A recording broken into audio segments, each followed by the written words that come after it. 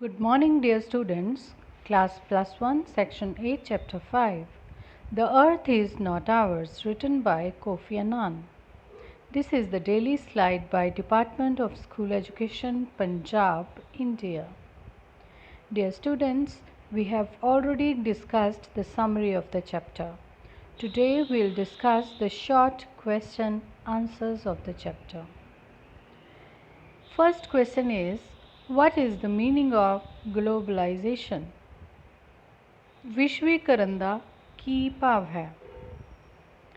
Answer: the coming together of different cultures and economic systems around the world is called globalization. ਸੋ ਵਿਸ਼ਵ ਦੇ ਵਿੱਚ ਜਦੋਂ ਵੱਖਰੇ ਵੱਖਰੇ ਸੱਭਿਆਚਾਰ ਅਤੇ ਵੱਖੋ ਵੱਖਰੇ ਆਰਥਿਕ ਵਿਵਸਥਾਵਾਂ ਮਿਲ ਜੁਲ ਕੇ ਕੰਮ ਕਰਦੀਆਂ ਹਨ, ਜਿਵੇਂ ਕਿ ਵੱਖੋ ਵੱਖਰੇ ਦੇਸ਼ ਆਪਸ 'ਚ ਵਪਾਰ ਕਰਦੇ ਹਨ ਜਾਂ ਲੋਕ ਇੱਕ ਜਗ੍ਹਾ ਤੋਂ ਦੂਸਰੀ ਜਗ੍ਹਾ ਜਾਂਦੇ ਹਨ ਅਤੇ ਉਹਨਾਂ ਦਾ ਸੱਭਿਆਚਾਰ ਸਾਂਝਾ ਹੋ ਜਾਂਦਾ ਹੈ। ਇਸ ਪ੍ਰਕਿਰਿਆ ਨੂੰ ਅਸੀਂ ਵਿਸ਼ਵੀਕਰਨ ਕਹਿੰਦੇ ਹਾਂ। Question number 2, what are the dangers of globalization? We have already discussed the dangers yesterday. Crime, narcotics, terrorism, disease and weapons are dangers of globalization. ਸੋ ਵਿਸ਼ਵੀਕਰਨ ਦੇ ਨੁਕਸਾਨ ਜਿਹੜੇ ਨੇ ਉਸ ਦੇ ਵਿੱਚ ਆ ਜਾਂਦਾ ਹੈ ਕ੍ਰਾਈਮ ਮਤਲਬ ਜੁਰਮ ਕਰਨਾ, ਨਾਰਕੋਟਿਕਸ ਮਤਲਬ ਨਸ਼ਿਆਂ ਦੀ ਤਸਕਰੀ ਕਰਨਾ, ਟੈਰਰਿਜ਼ਮ ਮਤਲਬ ਦਹਿਸ਼ਤਗਰਦੀ, ਡਿਸੀਜ਼ ਮਤਲਬ ਬਿਮਾਰੀ ਦਾ ਫੈਲ ਜਾਣਾ, ਵੈਪਨਸ ਮਤਲਬ ਗੈਰ ਕਾਨੂੰਨੀ ਤੌਰ 'ਤੇ ਹਥਿਆਰਾਂ ਦਾ ਆਦਾਨ ਪ੍ਰਦਾਨ ਕਰਨਾ। Question number 3, what are the benefits of globalization? ਵਿਸ਼ਵੀਕਰਨ ਦੇ ਫਾਇਦੇ ਕੀ ਹਨ? The benefits of globalization are faster growth, higher living standards and new opportunities. ਤਾਂ ਬੱਚਿਓ ਵਿਸ਼ਵੀਕਰਨ ਦੇ 3 ਫਾਇਦੇ ਹਨ।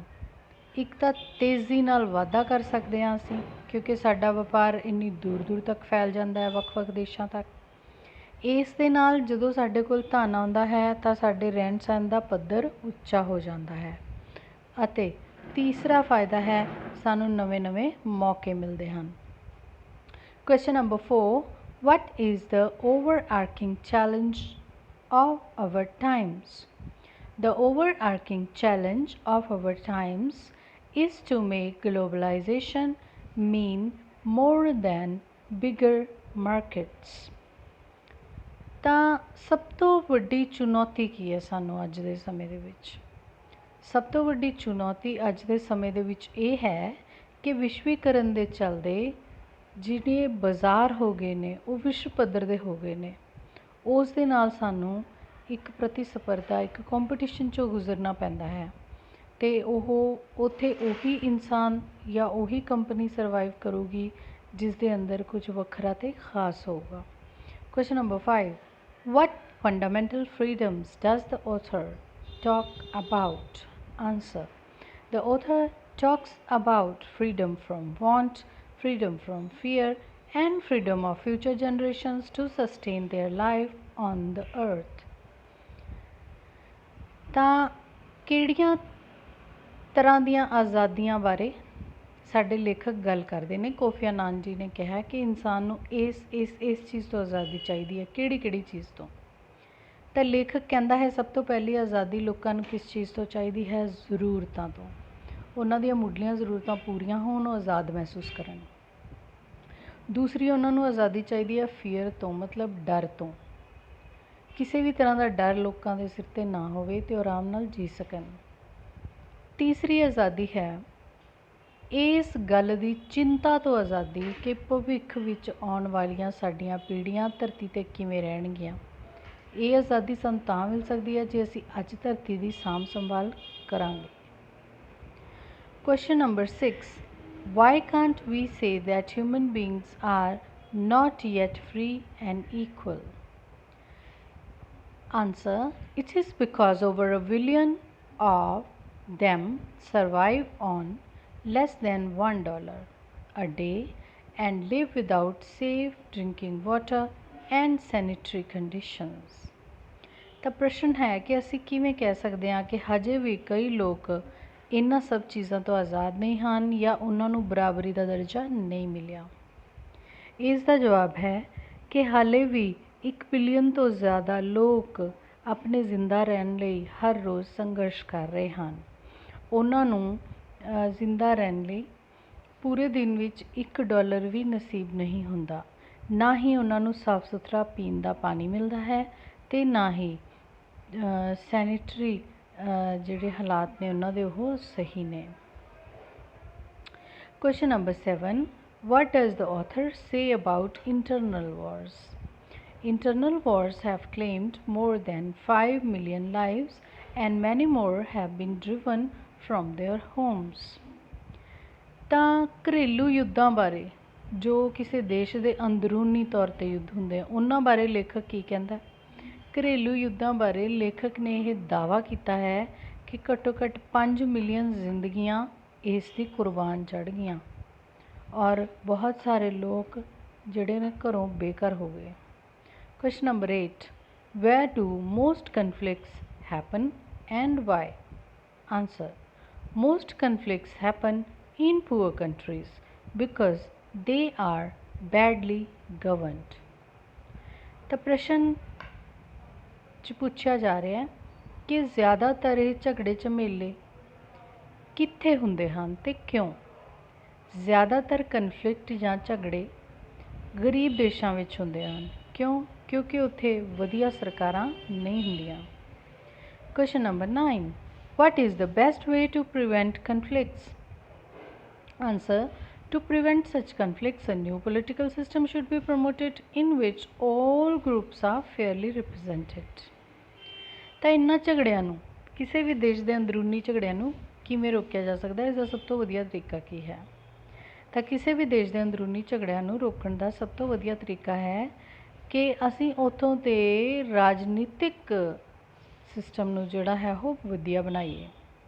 ਅਜਿਹੀ ਰਾਜਨੀਤੀ ਉੱਥੇ ਆਵੇ ਜਿਹੜੀ ਕਿ ਸਾਰੀਆਂ ਧਿਰਾਂ ਨੂੰ ਬਰਾਬਰ ਮੌਕੇ ਅਤੇ ਸਾਰਿਆਂ ਨੂੰ ਬਰਾਬਰਤਾ ਨਾਲ ਡੀਲ ਕਰੇ।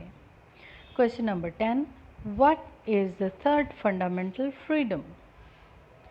It is the freedom of future generations to sustain their lives on earth. ਤਾਂ ਤੀਸਰੀ ਤਰ੍ਹਾਂ ਦੀ ਮੁੱਢਲੀ ਆਜ਼ਾਦੀ ਦੀ ਕਿਹੜੀ ਗੱਲ ਕੀਤੀ ਹੈ ਲੇਖਕ ਨੇ? ਤੀਸਰੀ ਤਰ੍ਹਾਂ ਦੀ ਆਜ਼ਾਦੀ ਦੀ ਗੱਲ ਆਪਾਂ ਪਹਿਲਾਂ ਵੀ ਕਰਕੇ ਹਟੇ ਹਾਂ ਕਿ ਆਉਣ ਵਾਲੇ ਸਮੇਂ ਦੇ ਵਿੱਚ ਭਵਿੱਖ ਵਿੱਚ ਨਸਲਾਂ ਆਪਣੇ ਆਪ ਨੂੰ ਕਿਵੇਂ ਜ਼ਿੰਦਾ ਰੱਖਣਗੀਆਂ। ਇਸ ਫਿਕਰ ਤੋਂ ਸਾਨੂੰ ਆਜ਼ਾਦੀ ਚਾਹੀਦੀ ਹੈ, ਅੱਜ ਹੀ ਜੀਵਨ ਨੂੰ ਵਧੀਆ ਬਣਾ ਕੇ। How is the third fundamental freedom threatened? This is question number 11th. ਇਹ ਤੀਸਰੀ ਤਰ੍ਹਾਂ ਦੀ ਆਜ਼ਾਦੀ ਹੈ ਜਿਹੜੀ, ਉਸ ਨੂੰ ਖਤਰਾ ਕਿਵੇਂ ਪੈਦਾ ਹੋ ਗਿਆ? ਤੁਹਾਨੂੰ ਸਭ ਨੂੰ ਪਤਾ ਹੈ the third freedom is threatened because we are robbing the future generations of their share of natural resources to pay for our unsustainable practices. ਅਸੀਂ ਉਹਨਾਂ ਦੇ ਹਿੱਸੇ ਦਾ ਪਾਣੀ ਅਤੇ ਉਹਨਾਂ ਦੇ ਹਿੱਸੇ ਦੇ ਸੋਮੇ ਵੀ ਇਸਤੇਮਾਲ ਕਰੀ ਜਾ ਰਹੇ ਹਾਂ, ਬਰਬਾਦ ਕਰੀ ਜਾ ਰਹੇ ਹਾਂ। ਸਾਡਾ ਕਿਸੇ ਵੀ ਚੀਜ਼ ਨੂੰ ਇਸਤੇਮਾਲ ਕਰਨ ਦਾ ਢੰਗ ਬਹੁਤ ਹੀ ਗੈਰ ਜ਼ਿੰਮੇਵਾਰਾਨਾ ਹੈ, ਜਿਸ ਦੇ ਨਾਲ ਧਰਤੀ ਨੂੰ ਨੁਕਸਾਨ ਹੋ ਰਿਹਾ ਹੈ, ਰਿਸੋਰਸਿਸ ਖਤਮ ਹੋ ਰਹੇ ਹਨ ਅਤੇ ਭਵਿੱਖ ਵਿੱਚ ਲੋਕਾਂ ਨੂੰ ਸਰਵਾਈਵ ਕਰਨਾ ਔਖਾ ਹੋ ਜਾਏਗਾ। Last question, 12th question is, what is the old African wisdom that the author refers to? Answer. The wisdom is that the earth is not ours, but we hold it in trust for the coming generations. ਸੋ ਆਖਰੀ ਪ੍ਰਸ਼ਨ ਹੈ ਕਿ Africa ਦੀ ਮਸ਼ਹੂਰ ਕਹਾਵਤ ਦੀ ਕਿਹੜੀ ਗੱਲ ਕੀਤੀ ਸੀ ਲੇਖਕ ਨੇ? ਤਾਂ ਲੇਖਕ ਨੇ ਅਫਰੀਕਾ ਦੀ ਇੱਕ ਮਸ਼ਹੂਰ ਕਹਾਵਤ ਦੱਸੀ ਸੀ ਕਿ ਉੱਥੇ ਇਹ ਮਸ਼ਹੂਰ ਹੈ ਕਿ ਧਰਤੀ ਸਾਡੀ ਨਹੀਂ ਹੈ, ਇਹ ਤਾਂ ਇੱਕ ਅਮਾਨਤ ਹੈ ਭਵਿੱਖ ਵਿੱਚ ਆਉਣ ਵਾਲੀਆਂ ਸਾਰੀਆਂ ਪੀੜ੍ਹੀਆਂ ਦੀ, ਜਿਹੜੀ ਅਸੀਂ ਸਾਂਭ ਕੇ ਅਤੇ ਸੁੰਦਰ ਬਣਾ ਕੇ ਰੱਖਣੀ ਹੁੰਦੀ ਹੈ ਤਾਂ ਕਿ ਉਹਨਾਂ ਨੂੰ ਗਿਫਟ ਕਰ ਸਕੀਏ। Dear students, this slide has been prepared by Mr. Arvind Kumar, lecturer in English, Government Girls Senior Secondary School, Saidowal Khurd, Gurdaspur, and vetted by Ms. Anurag Sidhu, lecturer in English, Government Senior Secondary School, Ramgarh Pudda, SCS Nagar. पढ़ो पंजाब पढ़ाओ Punjab English project. Dear students, Note down all the question answers in your notebooks. Thank you. Have a very nice day. All the students who are watching my videos, thank you so much for being here and visiting the channel frequently. Also subscribe the channel and push the button bell icon so that you get the notification of every new video.